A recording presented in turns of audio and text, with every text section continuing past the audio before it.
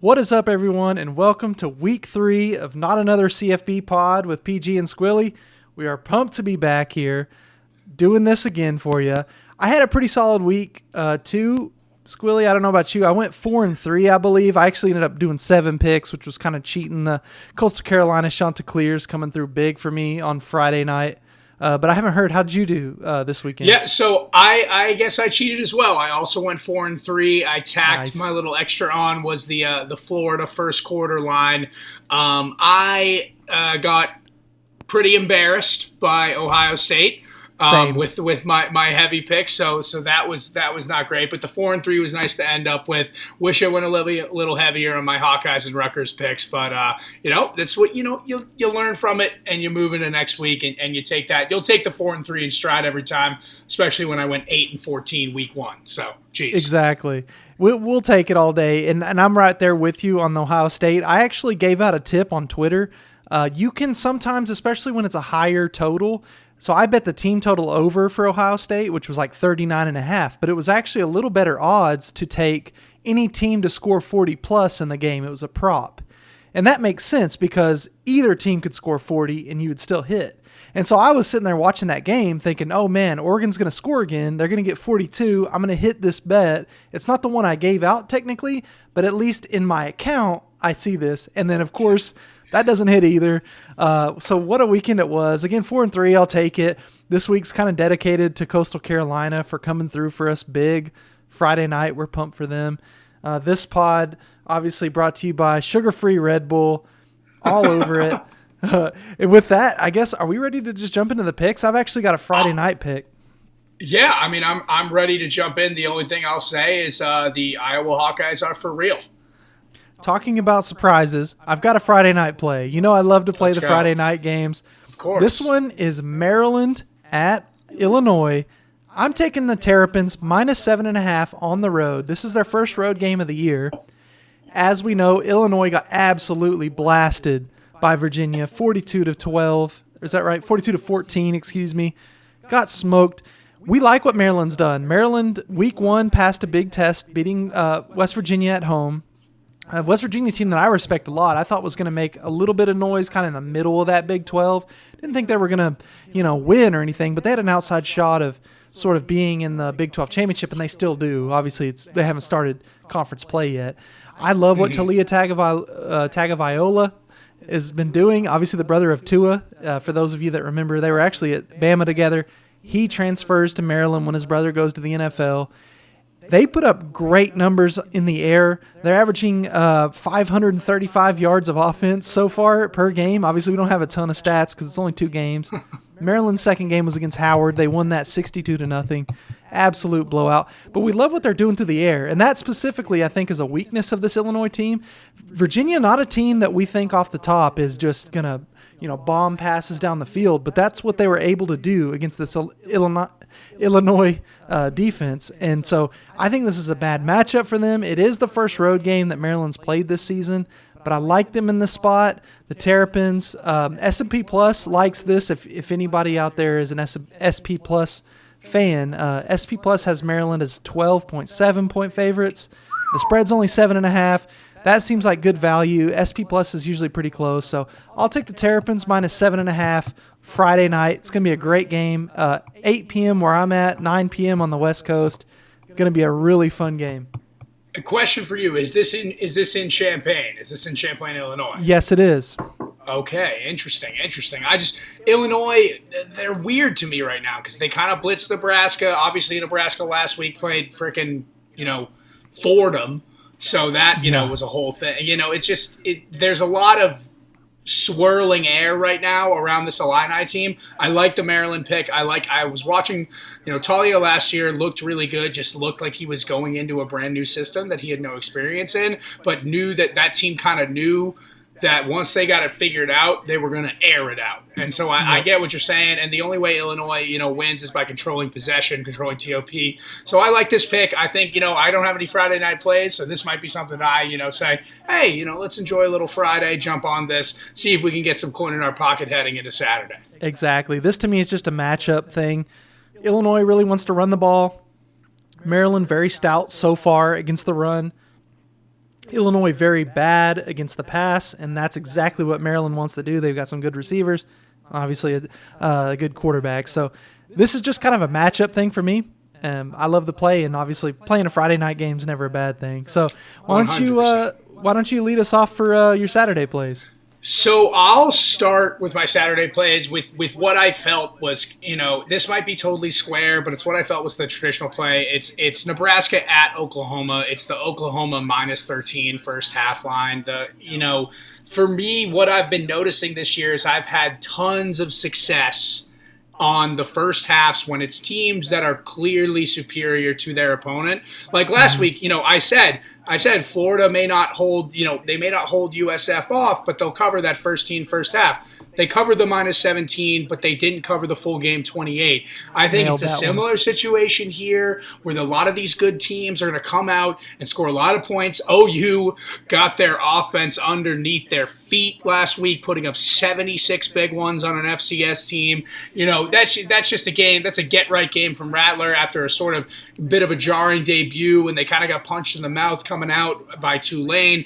I think OU rolls this Nebraska team, but the safe play for me that I've been having a lot of success with is taking the first half and especially under 2 touchdowns. Again, this Nebraska team lost to Illinois week 0. I'm not sure what they did last week because I didn't get the chance to watch their game, but week 1 they struggled at early against a Fordham team, and if they start slow, this OU team's going to jump on you. I think the 13 points is a great number to take for a first half line when it's the Sooners at home playing a subpar Nebraska team, which has really, really major problems with turning the ball over. Yeah, no, I really like this play. In fact, if I was playing it myself, obviously I'm an OU fan, and I know the struggles we've had in terms of second half when we've got a lead, really crushing these teams and stepping on their throats. So if I was picking it as well, I love the first half line. I think OU's going to jump off to a fast start. I think this is a little bit of one of those games that we talk about occasionally where it's a coaching thing. There's a distinct advantage for one team in the coaching department, and that lies with 100%. OU. And also talent, obviously. OU's really loaded. And you're right, they seemed to really turn it on last week. The message was loud and clear. Hey, the performance against Tulane is not acceptable. We're going to step on somebody's throat. We're going to start fast as well. Reason why I love that first half play. I was going to say Nebraska played Buffalo last week, and it was just really a slog until the very end. Nebraska kind of pulled away 28-3.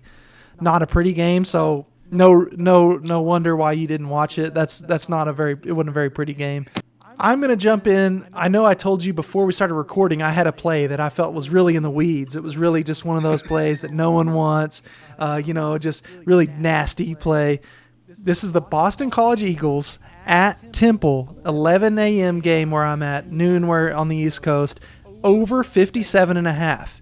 Now, if anyone followed the UMass game with Boston College last week, Boston College allowed 28 points from UMass. UMass has a terrible offense, but they still somehow got 28 points.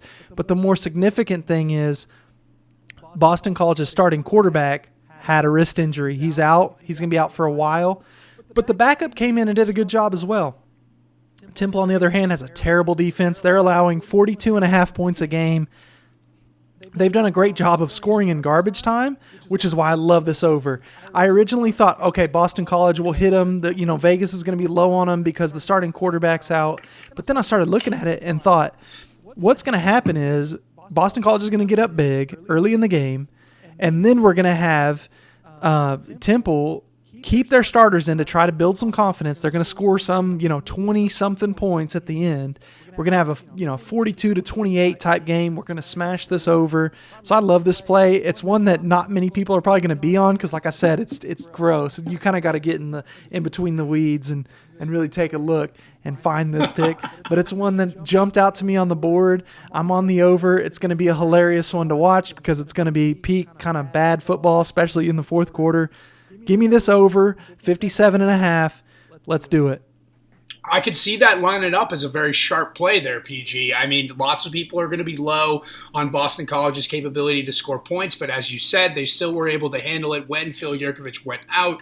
So it's definitely going to be interesting. 57 to me is quite the number. But as you said, BC let up some points to UMass, who's not the best team going in there, and they were doing it at home at BC's place. So it's definitely an interesting call. I may jump on this just for the time, just to get in the weeds with you, my friend, just to get down in there. It's a meme pick almost. Pick some crabgrass out, really trim the lawn, get down there in the weeds and get to work. I like it. The 57, it's a great, nobody expected that one to be pulled out right there. So great call. I think it'll be a very interesting play, and hopefully it works out exactly the way you're saying it will. Yeah, so my next one is another total. It's going to be on the other side, though. It's the under 48 in the Georgia-South Carolina game. And for me, this comes from reasons on both sides. Number one, South Carolina has only played FCS teams so far. They've blown them out both times, put up like 60 points and 40 points. But again, they're about to walk into Georgia and play Georgia's defense. And that is a totally different beast. And secondly, keeping an eye on JT Daniels. Both JT Daniels and what's the kid, Stetson Bennett, have been banged up. Daniels especially, as a report came out that said he was extremely limited, not just limited, extremely limited in practice on Monday and Tuesday. I'll be very surprised if we see Daniels play at home this weekend against SC, because I know Kirby Smart is confident enough to ride his running backs, ride his O-line, and ride his defense especially to, keep this total under 48. I don't think USC has a chance in hell here to really put up many points on the board at all.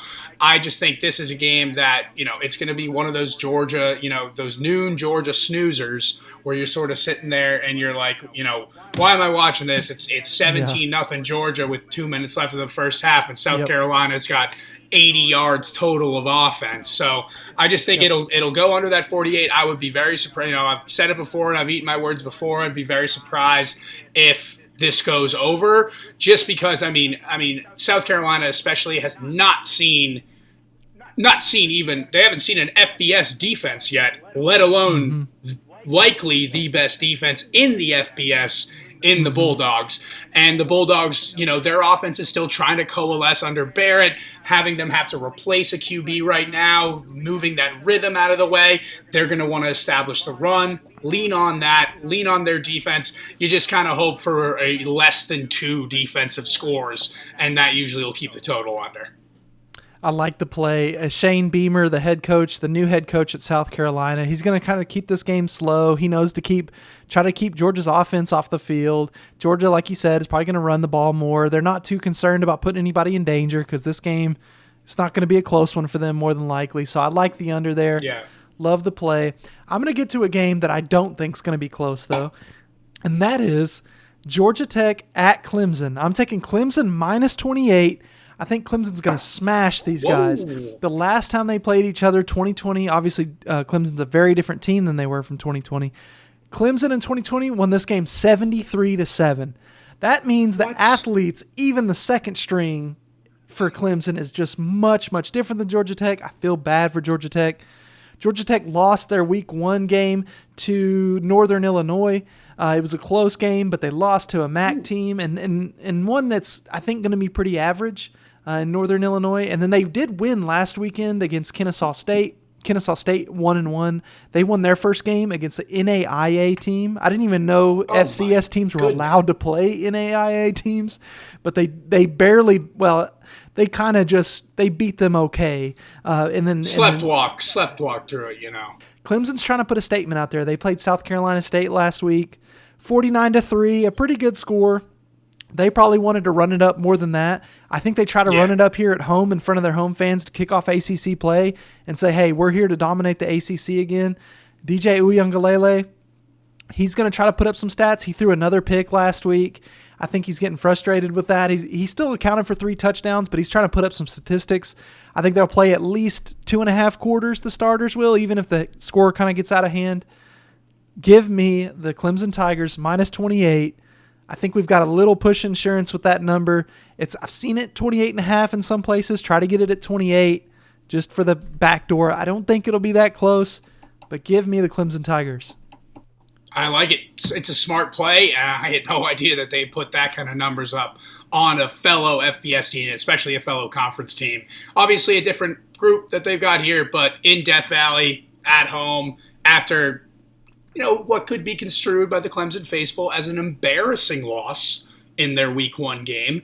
I completely understand that and can see, Dabo coming out and being like, listen, it's time to put a beat down on these people, show the committee that between us and Ohio State, if we're the one-loss teams, we're the one that's getting it.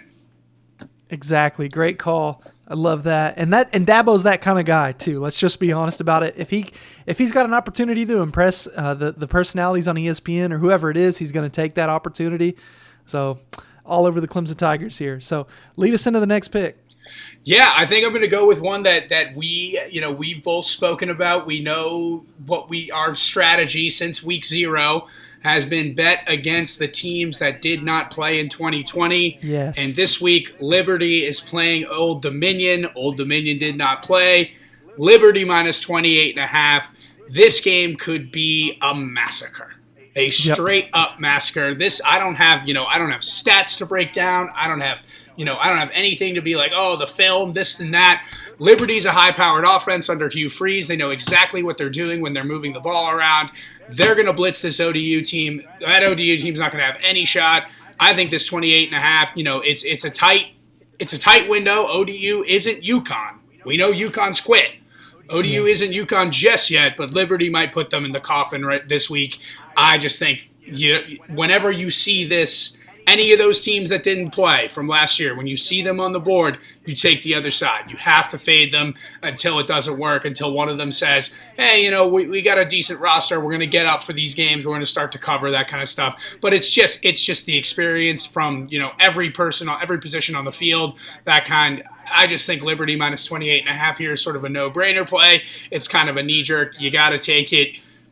Again, you take them until one of these teams that didn't play shows that they're ready to play this year, which by all events, by all accounts, most of these teams are not ready to play this year. I'm on this as well. We've been on this together, this fade these teams that didn't play in 2020 all year long. So I actually found this number at 27.5. It is creeping up a little bit more than that. So if you can find it under 28 or even 28 even, but either way, I think this is the 30-point game minimum.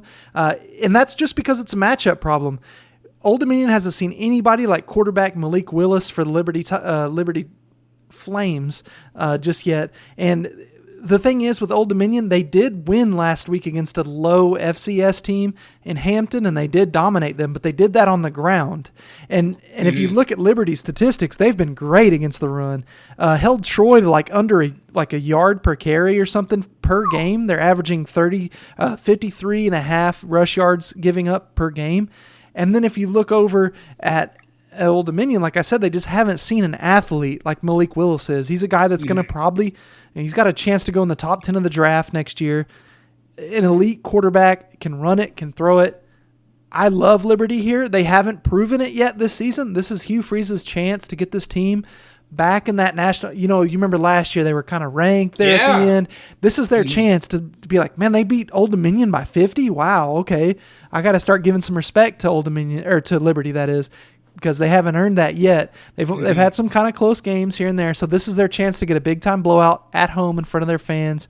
I'm all over Liberty here too. Fade Old Dominion.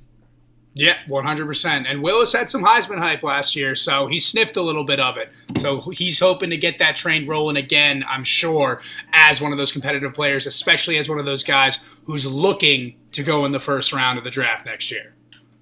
Love it, man. I'm going to go into my next play. It's an over.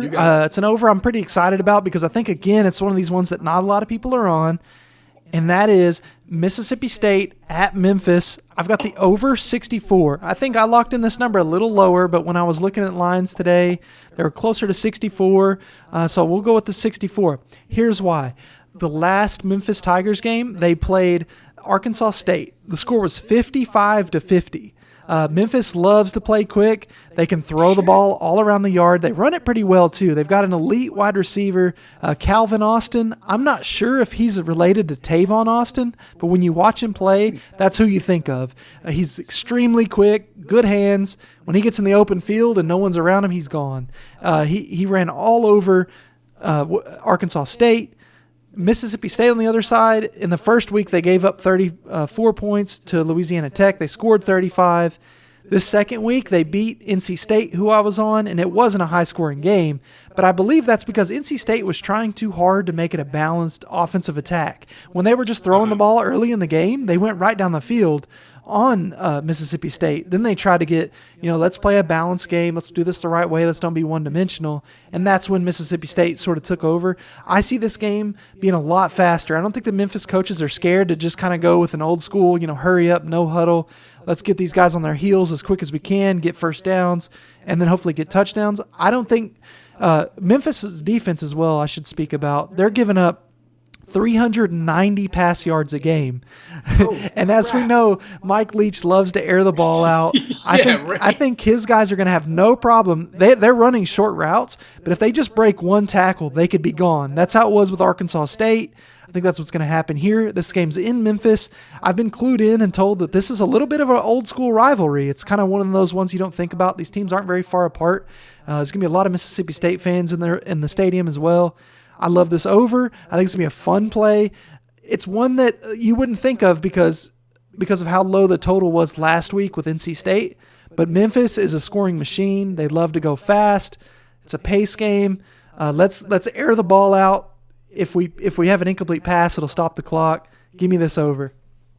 Yeah, I like that. I mean, I like that call a lot. Leach is going to air it out. That's the way he works. So against the Memphis defense that's allowing that many yards per game, especially, majority of which I assume are in the air, like Leach is going to, and especially with quick hitting offense, that's going to give Leach a lot more time to have his guys in the field, points scored, all that stuff. Pace of play is super crucial whenever you're playing overs. So I love that call, and I think it'll be a great play and especially a great game to watch. Exactly. That's why I love picking these overs, because they're typically fun games to watch. Sometimes when they don't go your way, they're not very fun, but cheering for points is always a good idea. So lead us into your next play. Yeah, man. I think I'll. My last two are on the same game, but I'll say, to me, this is the game of the week. This is the game to watch. 3:30 Saturday, SEC on CBS. Bama at Florida. I'm going to start with my first one.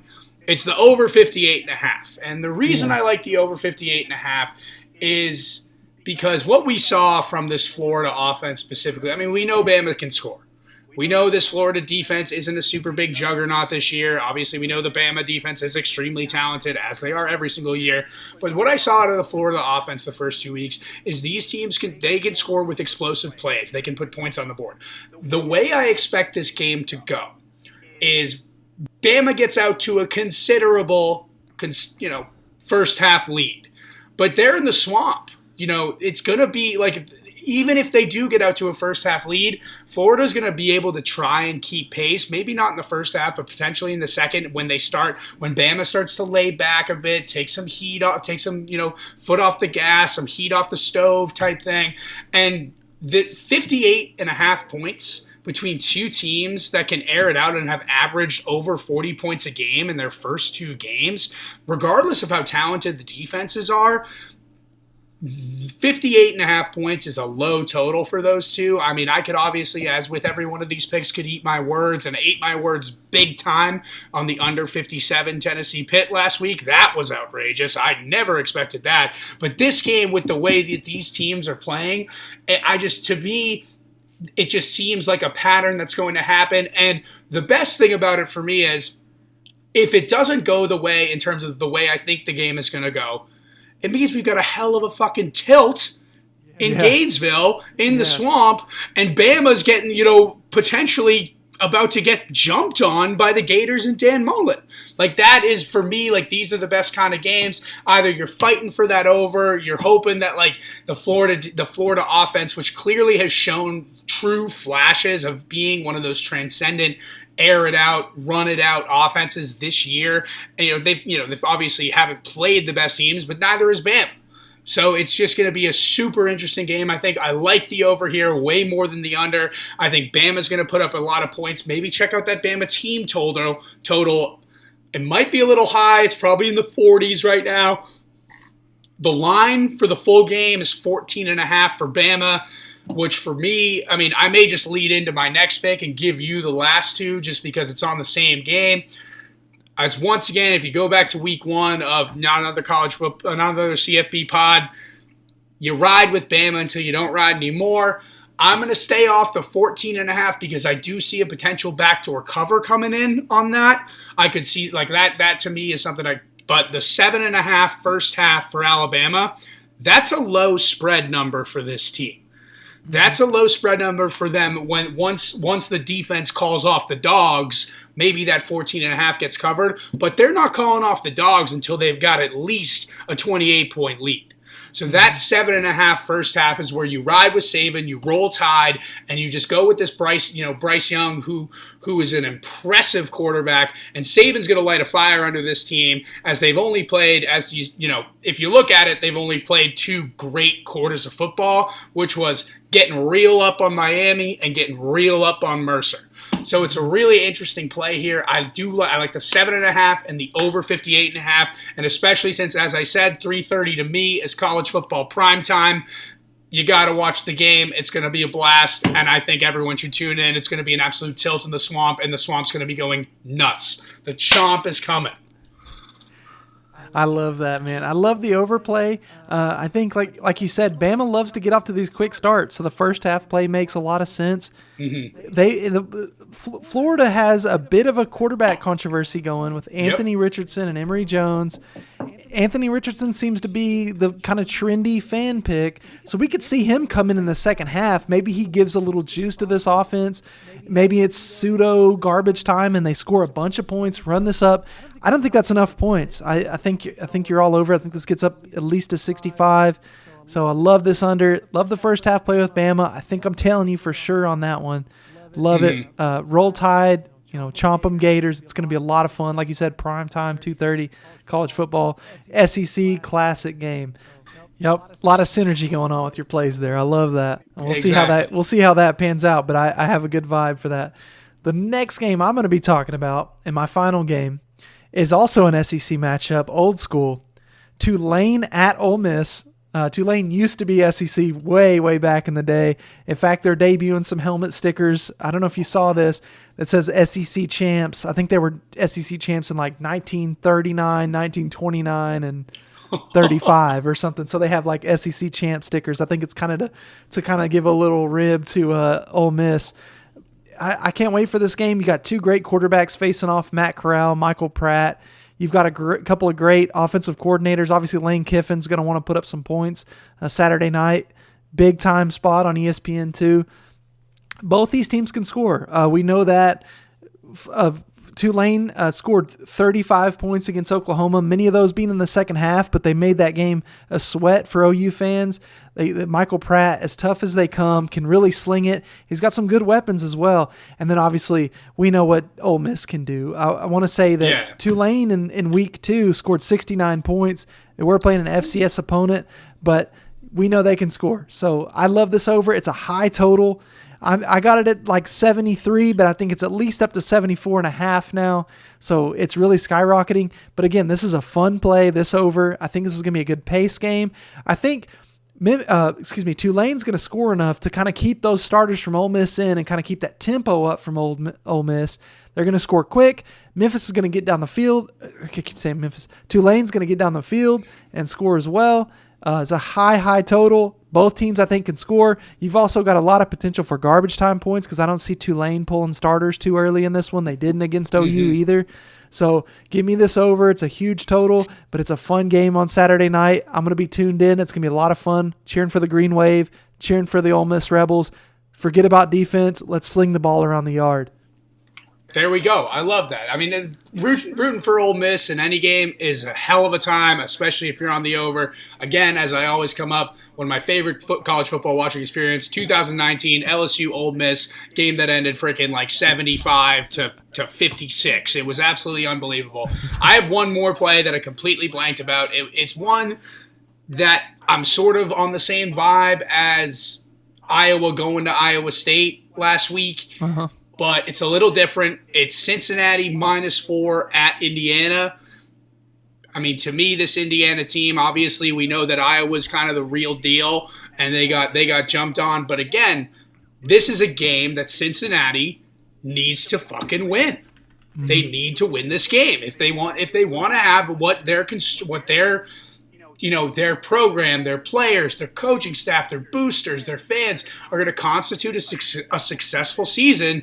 It's being in contention for the college football playoff. And if you don't beat Indiana, you're out. You're done. And four points is tight enough that, like, hey, I'm not going to be sick if Cincinnati doesn't cover the 4. Like, that would suck. It's a tight line, but it's also a small enough line that I can feel comfortable saying, listen, this Indiana team is not the team from last year that went into Ohio State and had them on the ropes. It's not the team that beat Penn State in overtime. It's a much different. It's got still got the great coach, still got Michael Penix.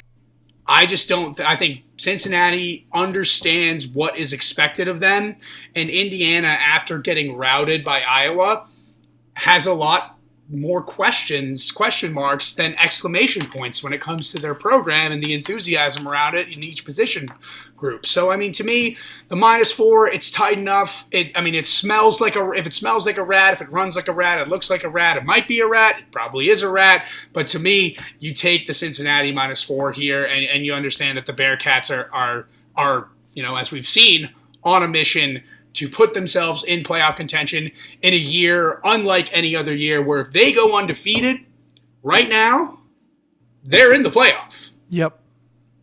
So, I mean, that's it. Like, right now, if Cincinnati goes undefeated, all loss records stay the same, they're in the playoff.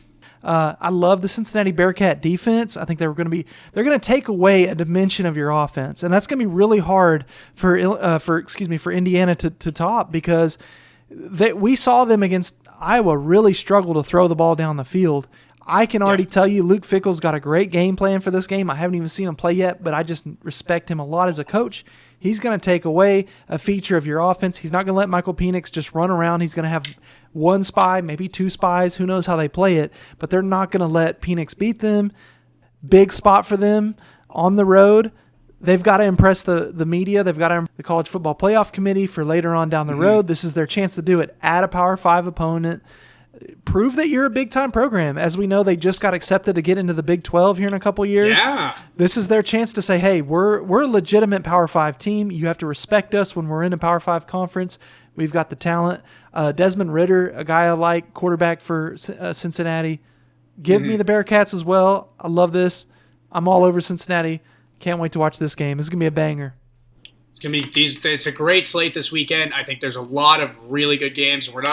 We didn't even mention the whiteout at Penn State against Auburn, and as a lot of guys on Twitter were talking about the Stanford Vanderbilt game, Stanford -12. Touch that if you'd like. I think there's going to be a lot of public money on that Stanford -12. So just be careful of Vegas when you're playing those games where everything seems as it seems. Yeah.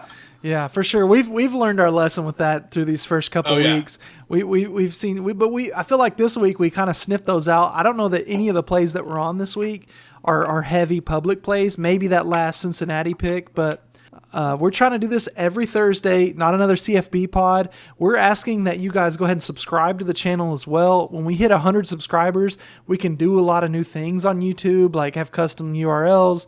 I think we can do some live stuff. So who knows, that could be a thing later on down the road. We could maybe live stream the post games. Subscribe to the YouTube page.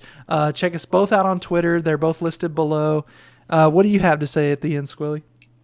I mean, it was a great week last week. Besides the Buckeyes, I think we've sort of it takes a couple weeks to learn your lessons, and then you start to see the board. I think right now we're getting a good look. Everybody, I hope, keeps listening, keeps tuning in. I think our records, as you can see, are starting to trend in the right direction. We're starting to get our legs underneath us, and things will be looking good as we move forward and as we start to as the season continues on. And this season, to me, going to be the best season in recent memory for college football. if we just, push Bama to the side a little bit and say, okay, Bama, just like relax, over there. We'll see you in a few months. Yeah. Unless the Gators, they're chomping in the swamp this weekend, which would be electric. Huge game at 3:30. Tune into that. That one's going to be a tilt and a fantastic SEC Saturday. Yeah, absolutely. Home crowds are back. The swamp's going to be popping off. Can't wait for that one. Again, thanks, guys, for listening. We hope that you guys tune in again next week on Thursday. Be sure to subscribe to the YouTube channel so we can get some fun extra stuff going on once we hit 100 subscribers. Halfway there, I think, already, which is awesome. So be sure to subscribe. Thank you, guys, and we'll see you next Thursday. Thanks, everybody.